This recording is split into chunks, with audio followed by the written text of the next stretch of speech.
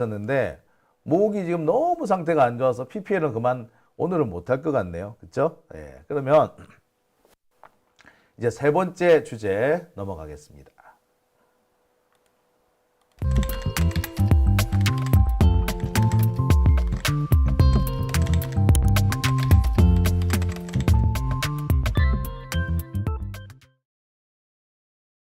네, 오밤중의 뉴스 함께하고 계신 지금 시각이 12시 55분 지나고 있습니다. 두 번째 주제에서 너무 시간을 많이 끌었나 봐요. 그죠? 그랬더니 지금 생각보다 시간이 많이 흘렀습니다. 예. 이게 목소리가 지금 참 목이 지금 간질간질하기 시작하네요. 큰일 났네. 목소리가 제가 조금 작더라도 이해해 주시기 바랍니다. 자, 제가 준비한 세 번째 주제는요. 국힘당이 드디어 TK에서도 외면당하기 시작했다는 내용입니다. 국힘당의 가장 텃밭, 어쩌면 지지 기반, 최고의 지지 기반이라고 한다면 TK죠. 대구 경북 지역에서는 글쎄 거의 국힘당이 절대적인 지지를 받고 있습니다. 어떻게 그게 가능했는가 의구심마저 드는데 많은 사람들이 박정희, 전두환, 노태우 이 세 명으로 이어지는 군사 정권 때문에 이들의 고향이 대구, 경북이 되다 보니 그렇게 됐다라고 생각하실 겁니다. 그런데요, 저는 여기에 몇 가지를 더 보태고 싶습니다. 법조계에 가면요, 가장 성걸로 인정받는 데가 어딘 줄 아십니까? TK입니다. 여기서 PK, 부산, 경남, 명함 내밀면 안 됩니다. 사실 부산, 경남, PK는요, 인원수로 보자면 호남보다도 인원수가 더 적어요.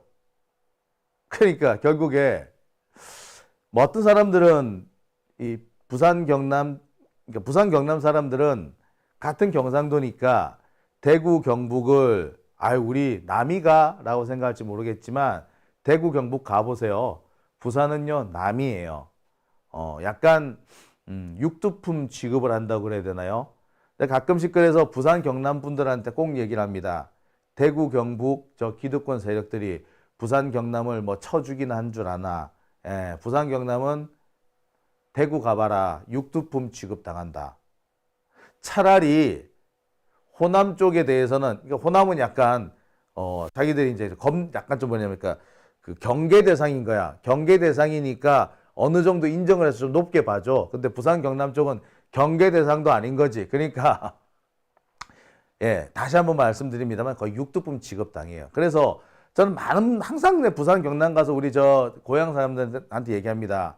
대구, 경북 우리하고 남이다. 남 된 지 오래됐다. 아니 쟤들은 단 한 번도 우리를 남이 아니라고 생각해 본 적이 없을 거다라고 참 얘기를 많이 해요. 자, 아무튼 대구, 경북 쪽에서 보면은 지금까지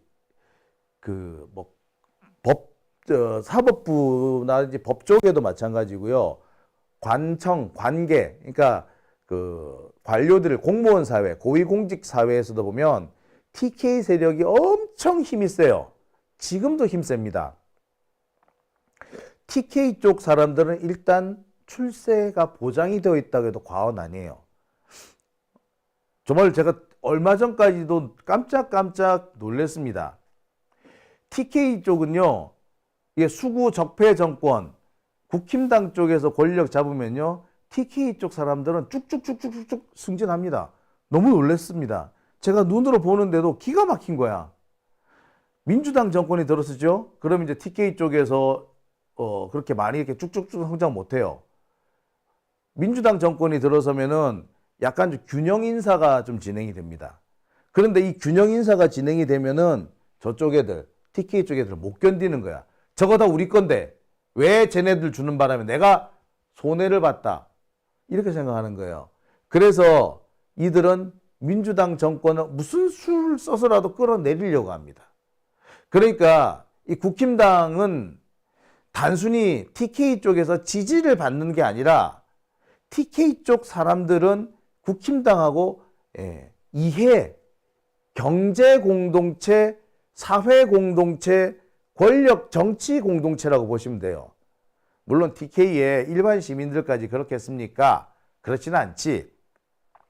고위층, 법조계든 뭐 공직사회든 방귀깨나 낀다는 사람들, 이런 사람들을 중심으로 그런 카르텔이 형성되어 있는 거죠. 재밌는 거는요, 그런 카르텔에서 이탈한 사람들 있지?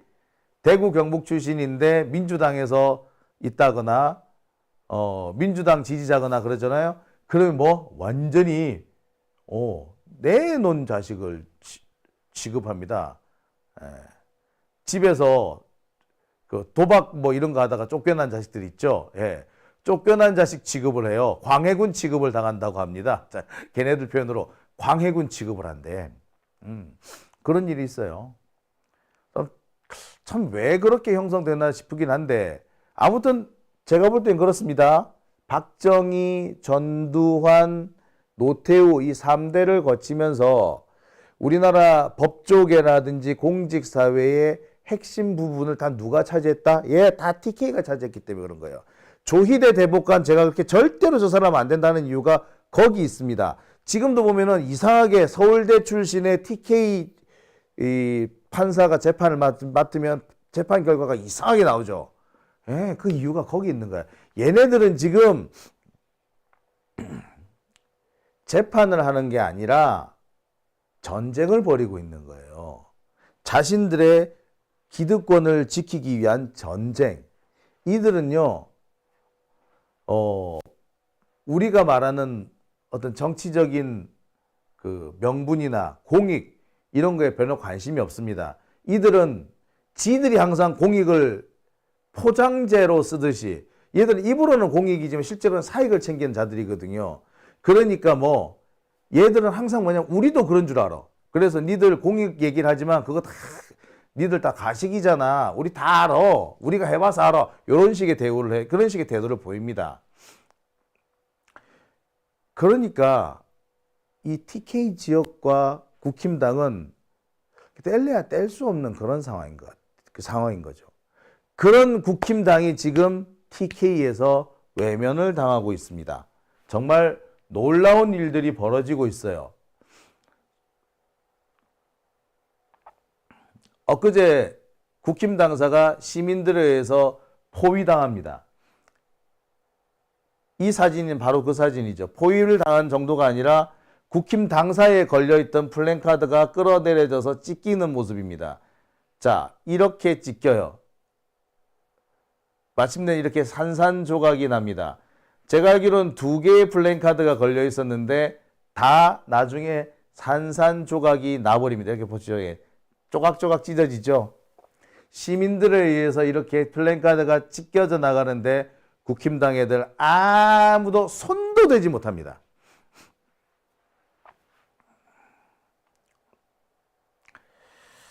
자, 이 정도로 지금 국힘당에 대한 시민들의 분노가 들끓고 있어요. 서울이 이 정도예요.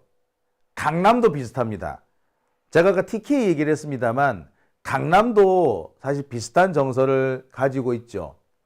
강남 쪽 사람들은 우리나라에서 가장 기득권층, 경제적, 정치적 혹은 사회적으로 상류층들이 모이는 곳이 결국에는 강남입니다.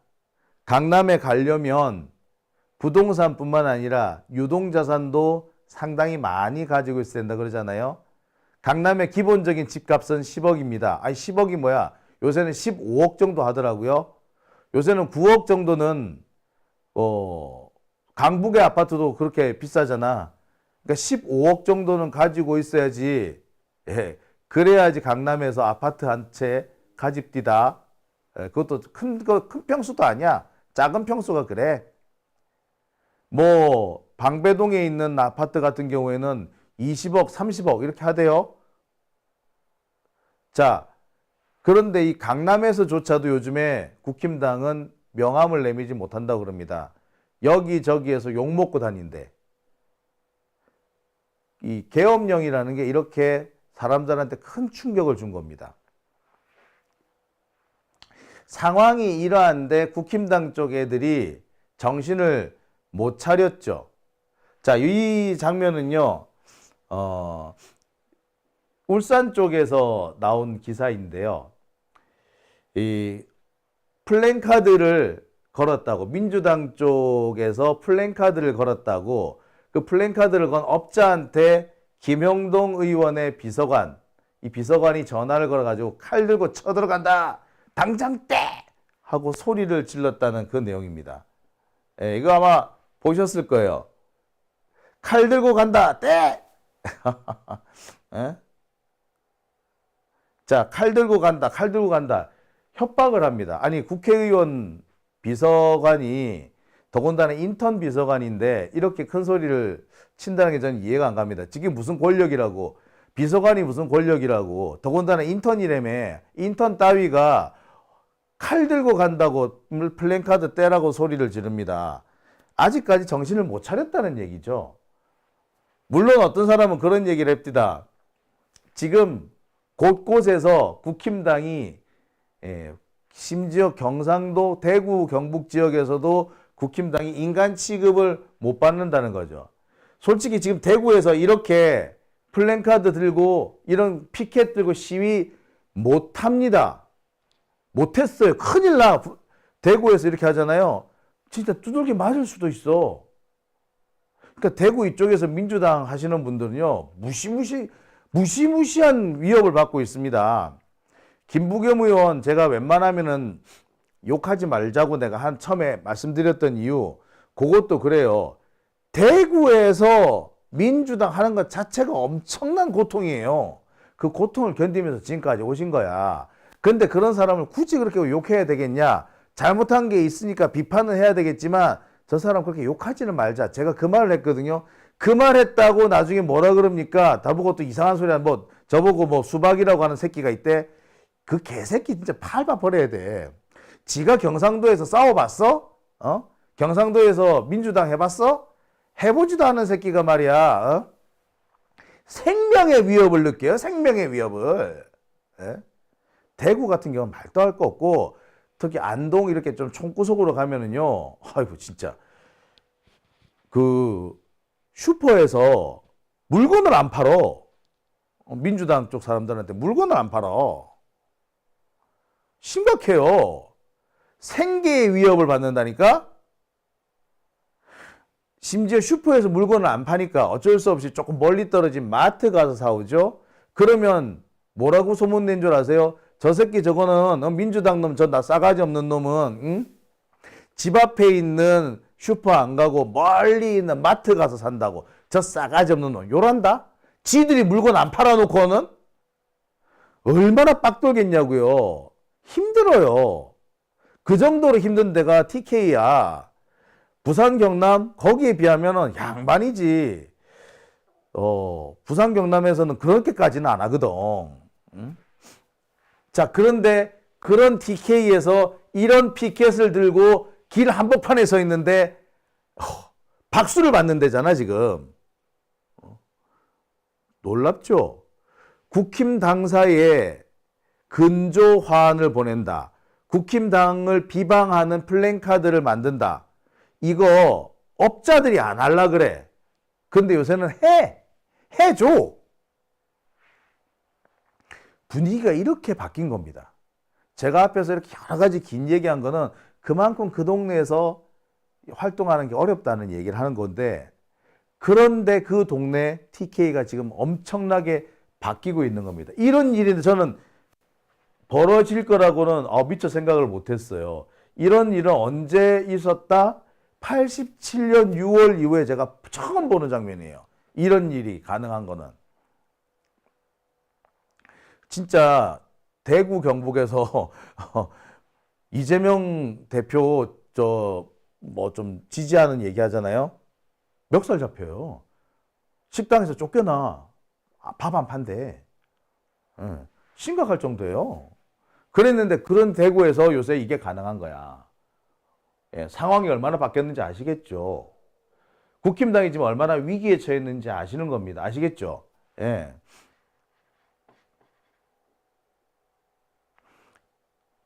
심지어 지금 국힘당에 이렇게 근조환이 막 들어가는데 옛날 같으면 업자들이 배달을 안 해요. 돈 받고. 아니 돈 돌려줄 테니까 이거 우리 못하겠습니다. 막 그런다고. 그런데 이제는 뭐 가. 배달이 가. 정말 저는 놀랐습니다. 이 국힘당에서 이런 조화가 배달이 들어오면은요 막 갖다 버린대. 근데 버리는데도 계속해서 배달이 간답니다. 과거의 대구라면은 미처 생각할 수도 없는, 얼마 전까지는 상상하기 어려운, 자, 이 보세요. 내용도 그렇습니다. 대대손손 그 뻔뻔함을 기억하겠습니다. 올겨울 얼굴 두꺼워서 따시겠다. 예. 얼굴이 두꺼워서 니 참 따시겠네. 요렇게. 예. 옛날 같으면 이 업자가 배달을 안 했을 거야. 여기 저 TK의 보수는 죽었다. 뭐 이렇게. 저는 이 사진들을 보면서 드디어 국힘당이 자멸하는 단계까지 왔구나. 자, 근데요. 이 다음 사진을 보시면 더 재밌는 사진일 겁니다. 자, 이 보세요. 여기는 역시 TK 지역인데요. 시민들이 TK 피켓을, 그러니까 국힘당의 피켓을 밟고 있는 모습입니다. 그리고 이 옆에 있는 사진 한번 보실까요? 이것은 대구 지역에서 촛불 집회를 열었는데 한 우리 젊은 여성이 들고 나온 대자보입니다. 우리는 보수의 텃밭이 아니다. 자, 여기에 중간 부분이 상당히 재밌는 내용이었는데요. 이 중간 부분을 보시겠습니다. 보수의 심장은 굶어 죽을 것이다. 내 아버지의 표는 내 표로 상쇄될 것이다. 내 어머니의 지지는 내 목소리에 묻힐 것이다. 부모와 상사의 표를 무효로 만드는 길에 내 자매와 동료와 친구들이 함께 할 것이다. 아이고, 예.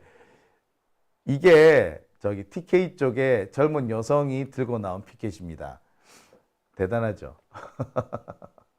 정말 재밌습니다. 예. 이희웅님, 분위기가 바뀌어도 당선은 힘들다고. 아직은 힘들죠. 아직은 힘들죠. 그런데 이게 시작입니다.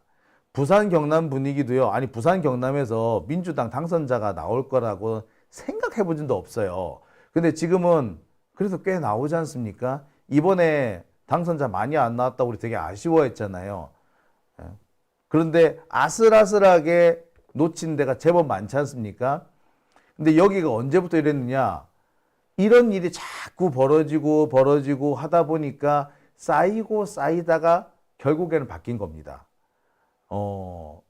그렇게 될 거예요. 민주당 지지 투표를 하면은요, TK에서 민주당 표는 15% 이렇게 나왔습니다. 15%, 18% 이렇게 나왔어요. 그전에는 10% 안 나올 때도 있었습니다.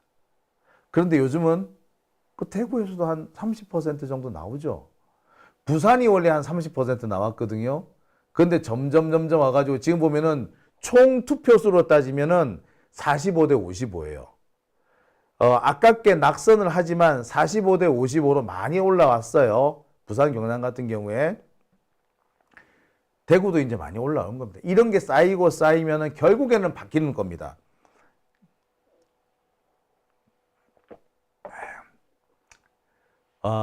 부산 쪽 얘기를 좀 볼게요. 이번에 부산 쪽은 분위기가 더 좋습니다.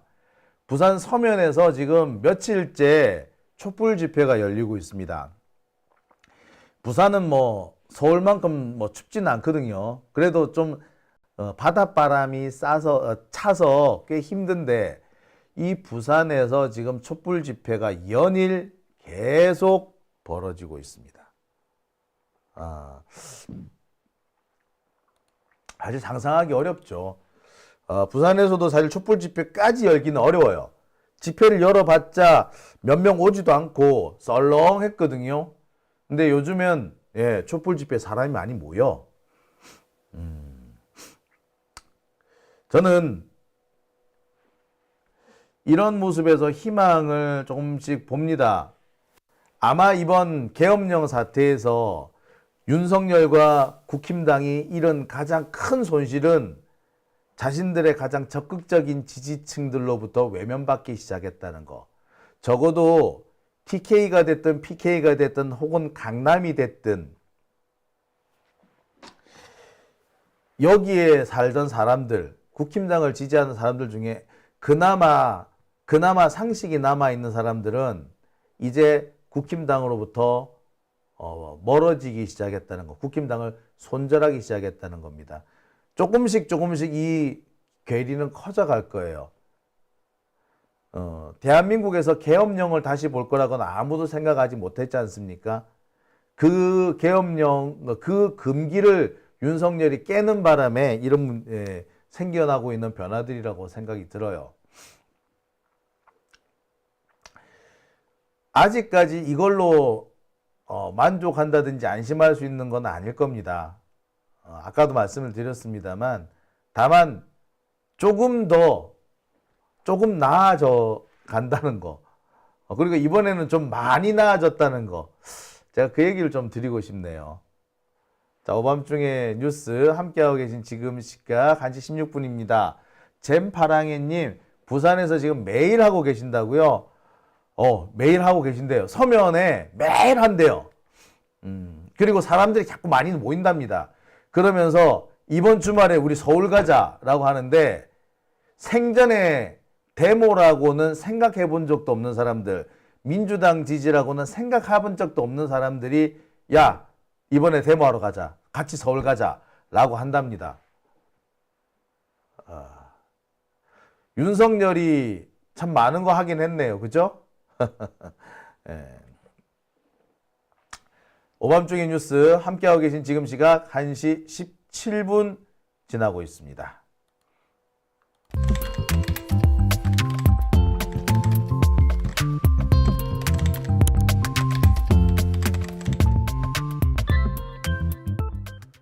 어만민주 기자님, 갑자기